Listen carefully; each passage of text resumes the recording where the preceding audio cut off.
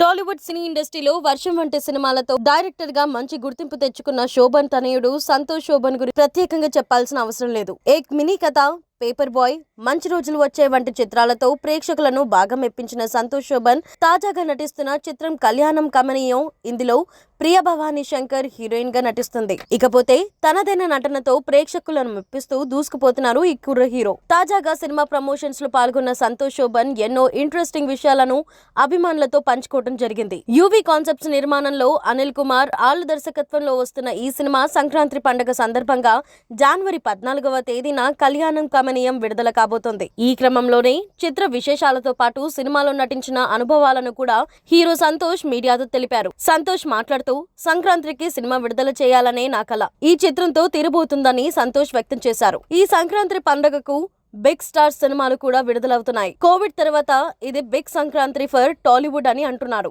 నేనైతే వారసుడు, వాల్తేరు వీరయ్య చిత్రాలు చూస్తాను. వీటితో పాటు నా సినిమా కాబట్టి కళ్యాణం కమనీయం సినిమా మరింత స్పెషల్ అనుకుంటున్నా. నాన్న దర్శకత్వంలో ప్రభాస్ అన్న నటించిన వర్షం సినిమా కూడా సంక్రాంతికి రిలీజ్ అయింది. ప్రభాస్ అన్నతో ఒక బ్రదర్ రిలేషన్ ఉంది. ఇవన్నీ కోయిన్సిడెన్స్ గా మా మూవీకి కలిసొచ్చాయి అని సంతోష్ శోభన్ తెలిపారు.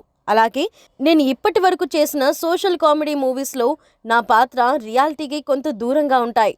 కానీ ఈ చిత్రంలో నేను శివ క్యారెక్టర్లో చాలా జెన్యూన్గా నటించాను. ఇందులో ఫేక్ న్యూస్ లేదు. ఆ సిచ్యువేషన్కి తగ్గట్టుగా శివ క్యారెక్టర్ నిజాయితీగా రెస్పాండ్ అవుతుంది.